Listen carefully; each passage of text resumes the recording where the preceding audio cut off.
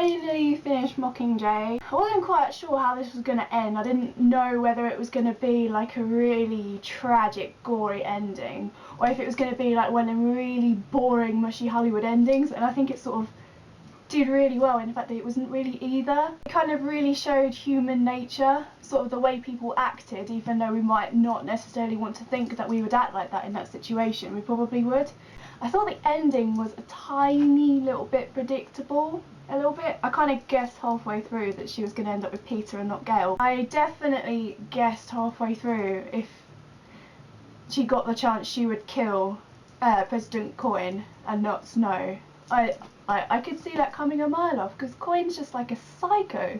She's evil. I mean, the idea of starting up the Hunger Games with children from the capital was just like, what? Really? So, yeah, well, when she was holding that arrow at Snow, I was just like, she's gonna shoot Coin, isn't she? And she did. I win. I thought that some of it was a little bit Harry Potter-ish. I thought Finnick was like Lupin. It says that he kind of died and left a child behind, and we'll never get to know his child. And it's sort of a reminder that like the suffering goes on, like the children playing on the graveyard at the end. The fact that they even had children at the end, I was like, am I reading Harry Potter? Have I got the right book?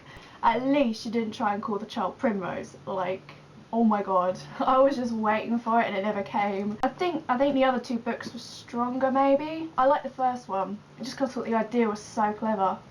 But not that I didn't love this. The idea of the districts fighting and the traps and the way it sort of played out. There was no really good side. You had the rebels and the capital, and they were both as bad as each other. The District 12 is destroyed and the kids are playing on a graveyard, so you kind of get the sense that history will repeat itself after a couple of years and things will happen all over again, as they have done throughout history. I think Peter going mad was a really good twist. I loved Psycho Peter. Like, I think you've probably gathered by now I love psychos, like Bellatrix and Creature, and Peter was just like, wow. Can't believe Prim though. That was very Harry Potter. They just killed the kids to make it seem like this is a war where real people die. The book's really kind of scary. I didn't want to put it down because it was like, there will be bombs on District 13. And then you get dropped into District 8 and they're like, the bombers are coming, and they're going for the hospital, and you're like, not the hospital, there are kids in there. Is it just me, or are all the characters named after Shakespearean characters?